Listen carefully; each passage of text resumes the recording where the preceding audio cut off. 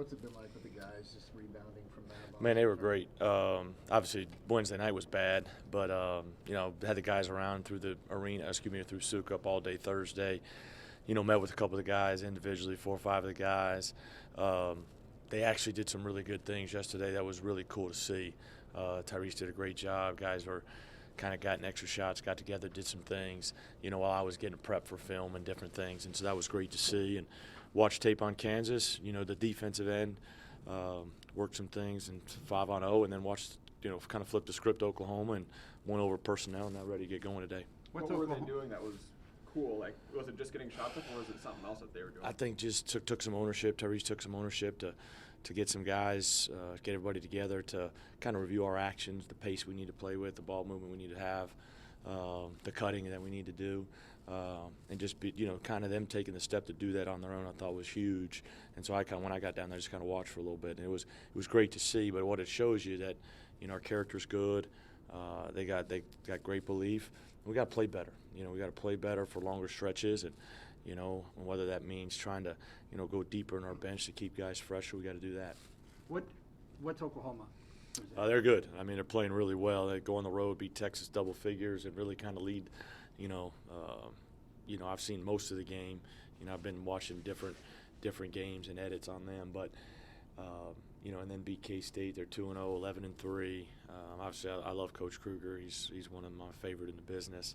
I've known him forever. And but what they present is with Manick and Doolittle. They present a lot of mismatches because they're really playing with no 5-man. They're playing with really kind of a skill 4 and kind of a Doolittle. I'd almost categorize him as like a 3-4, 4-3 man. And then Reeves brings obviously a high volume scorer.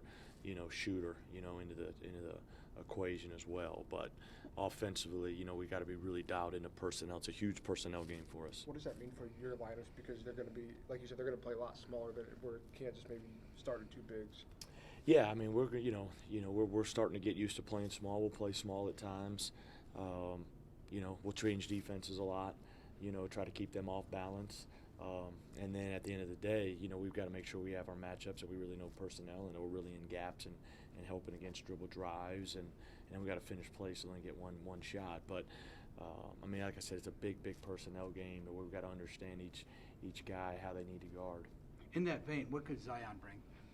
In the game? In the vein of the personnel game. Well, I mean he gives you some athleticism to where he's a guy that. Could guard really Doolittle or Manick. I think you could feel comfortable on both those guys. He's doing some good things for us right now, and we'll throw. He's usually kind of been the first forward off the bench, over the last couple weeks, and so he brings some versatility there that I think he could guard either one of those guys. But we'll have to guard those guys with different personnel throughout the whole game and see which was the best for us. The concern with those two guys, the 3-point line with Doolittle and Manick? Manick and Reeves really. Doolittle. I mean, I know Doolittle's 14 for 26 from the 3, but I think at the end of the day, he's awesome at 15 feet. 17 feet is where he really tries to get you. Got to keep him out of the paint and limit those shots. But Reeves and Manick really from 3. Manick's release is so fast. He gets it off so quick to where you can't leave any room. I mean, you've got to be on his right hand and make him bounce it right away. Reeves' percentages aren't great, but we had recruited him when he was transferring from Wichita, and we know his ability to really score and shoot the basketball.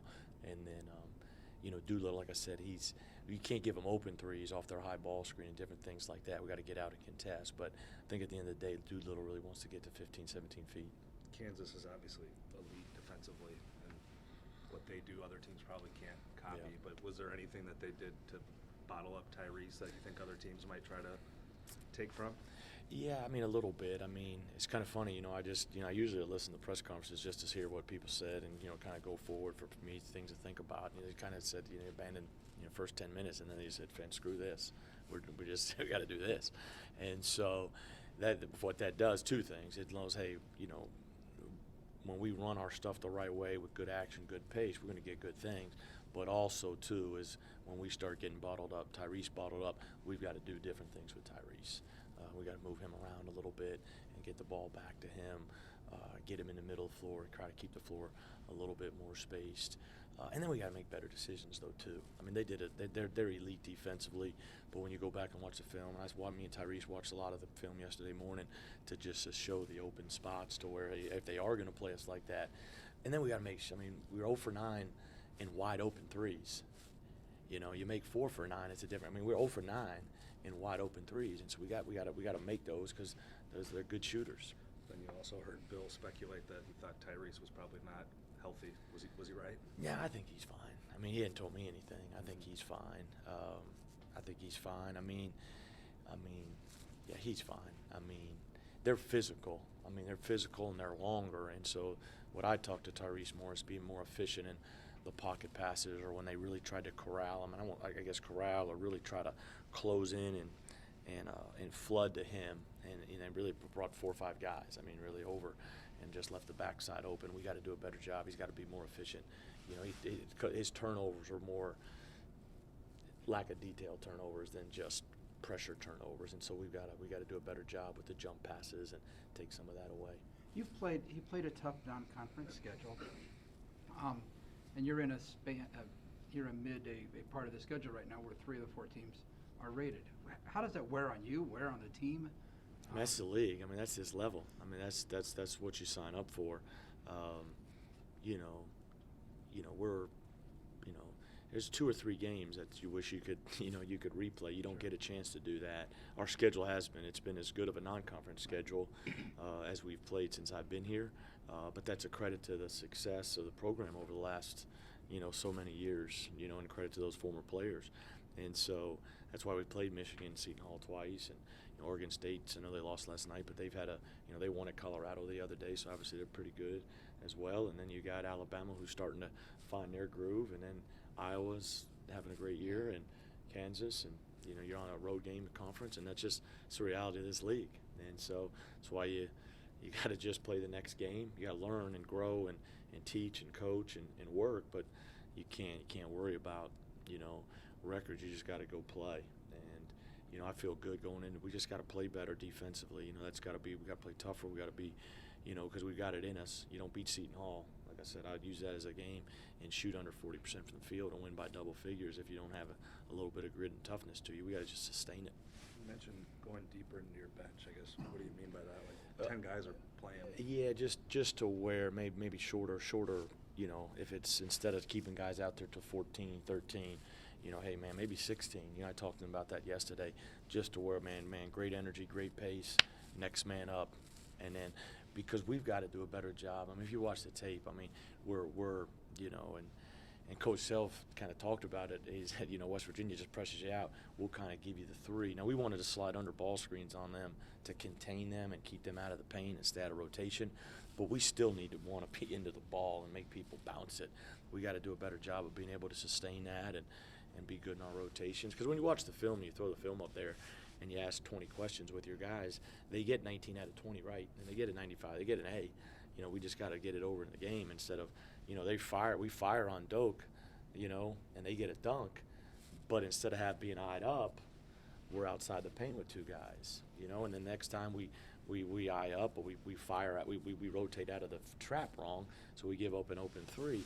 And so it's more about the details and the focus than all the other stuff, but maybe just to keep more pressure and keep more pace into the game on both ends of the floor, unless something's going obviously really, really well. You mentioned the open threes, the wide open ones being missed. Is there a danger that confidence slips a little bit when it's a shot they make probably 95 out of 100 times in practice, and then why didn't I make that in the game kind of? Yeah, it doesn't need to. They can. I mean, you can't. Your confidence can. I mean, the confidence, it's like people talk about NBA, guys that, in the NBA, man, guys can't sustain the NBA because they lose their confidence. You can't lose your confidence at this level, as a coach, as a player, because you're here for a reason.